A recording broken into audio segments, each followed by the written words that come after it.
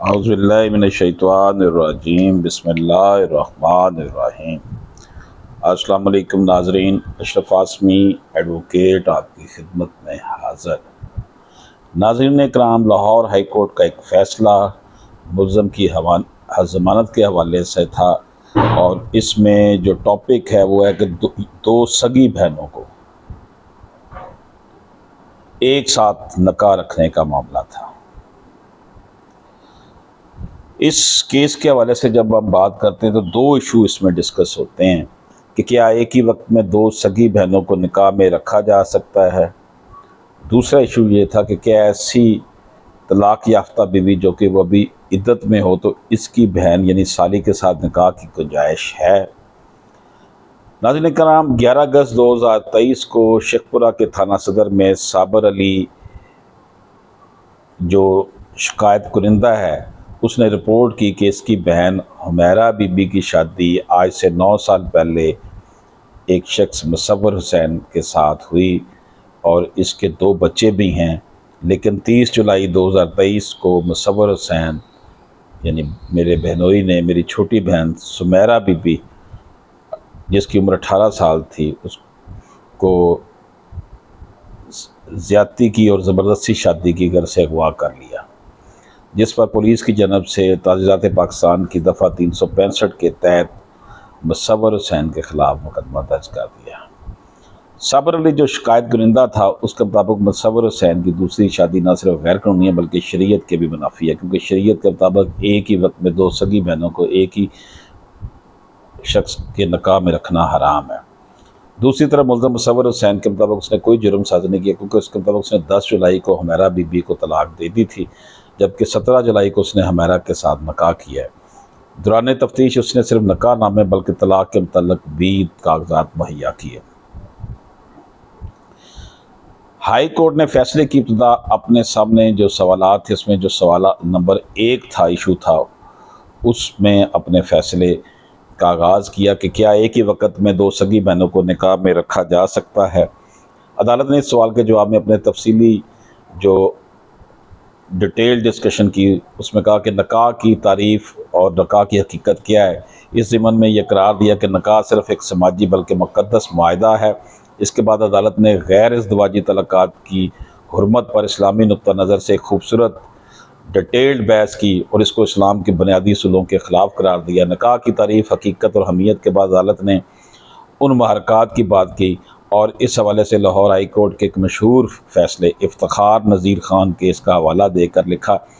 کہ تقریباً 19 اقسام کی عورتیں محرمات میں شامل ہوتے ہیں، یعنی وہ ایسی عورتیں ہیں جن کے ساتھ نکاح حرام ہے۔ محرمات کے بعد عدالت نے محرمات کی دونوں اقسام یعنی عارضی محرمات اور ابدی دونوں محرمات پر تفصیلی روشنی ڈالی اور جو دو بہنوں کو بیک وقت ایک جگہ جمع کرنے کا بھی ذکر کیا۔ محبت اور غیر محبت محرمات کی وضاحت کے بعد عدالت نے غیر محبت جو ہے وہ دونوں بہنیں ہیں۔ محبت اور غیر محبت محرمات کی وضاحت کے بعد عدالت نے نکاح کے حکم یعنی صحیح، فاسد اور باطل پر ایک نہایت خوبصورت جو ہے وہ بحث کی اور یہ کہا کہ اسلامی اصطلاحات کو ہمیشہ اصل حالت میں ہی لکھنا چاہیے، کیونکہ اصطلاحات کے ترجمے سے اصلی مقصد پورا نہیں ہو سکتا، جو کہ اکثر اوقات غلط فہمی کو جنم دیتا ہے۔ یہاں پر عدالت نے یہ بات کی کہ فاسد کوئی ریگولر کے ساتھ مشابہ نہیں قرار دیا جا سکتا۔ اس کے بعد عدالت نے صحیح، فاسد اور باطل کا جائزہ ان کے احکامات اور نتائج کی روشنی میں لیا، جو کہ یقیناً اس میں بہت لمبی بحث ہو سکتی ہے۔ فاسد نکاح کے حوالے سے فیصلے میں تفصیلی بحث کی گئی، جس کا خلاصہ یہ ہے کہ خلوت سیاح کے بغیر فاسد نکاح میں نہ تو مہر لازمی اور نہ ہی عدت، لیکن اگر خلوت سیاح وقوع پذیر ہو تو پھر نہ صرف مہر لازمی ہوتا ہے بلکہ عدت کا گزارنا بھی لازم ہوتا ہے۔ لیکن فاسد نکاح کرنے کے پر احکام زنا لاگو نہیں ہوتے، لیکن تعزیزی سزا پھر بھی ممکن ہے۔ فاسد نکاح کرنے کی صورت میں جب فساد معلوم ہو جائے تو فوراً علیحدگی اختیار کرنی چاہیے، اور اگر فریقین پھر بھی علیحدہ نہیں ہوتے تو پھر قاضی کو چاہیے کہ نہ صرف ان کو الگ کرے بلکہ تنسیخ نکاح بھی کرے۔ یہاں پر عدالت نے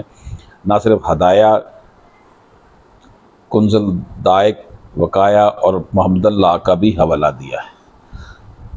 ناظرین کرام، اس ساری ڈسکشن کا عدالت نے کچھ یہ رزلٹ نکالا کہ ایک ہی وقت میں 2 سگی بہنوں کو نکاح میں رکھنا حرام ہے، لیکن اس میں اختلاف یہاں پر ہے کہ کیا یہ باطل کے حکم پر آئے گا یا پھر فاسد کے دائرہ کار میں۔ تو اس حوالے سے عدالت نے لکھا کہ جمہور کی رائے میں یہ فاسد شمار ہوگا، اور اس کے لیے عدالت نے سید امیر علی پر انحصار کیا، اور یہاں پر یہ بھی لکھا ہے کہ امام ابو حنیفہ رحمۃ اللہ علیہ کی رائے میں 2 سگی بہنوں کو بیک وقت نکاح میں رکھنے پر زنا کے احکام تو لاگو نہیں ہو سکتے، لیکن اس کی حرمت کو دیکھتے ہوئے تعزیری سزا دینا لازمی ہے۔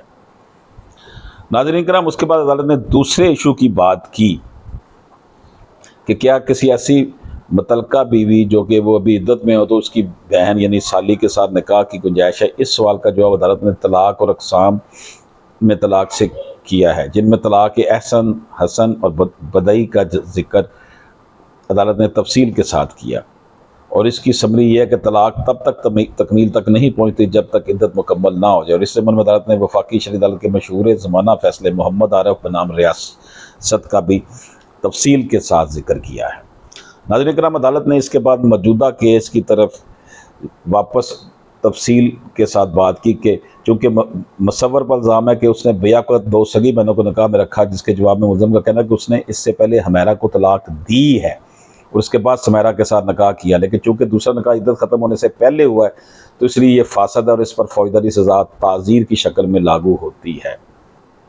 ناظرین کرام، ایک دلچسپ معاملہ تب آیا جب دوران تفتیش ملزم نے طلاق کی بابت اسٹامپ پیپر جمع کرایا، جو کہ تفتیش کے دوران جعلی ثابت ہوا، تو پولیس نے FIR میں دھوکہ دہی وغیرہ کے دفعات بھی شامل کیے۔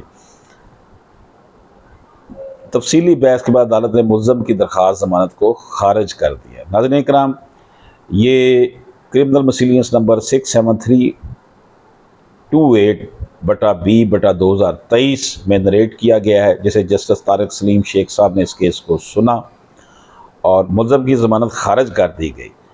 یعنی کہ اس کو نکاح کا تو جو ڈیسیژن ہے ہی ہے، لیکن اس کو تعزیری سزا ملے گی،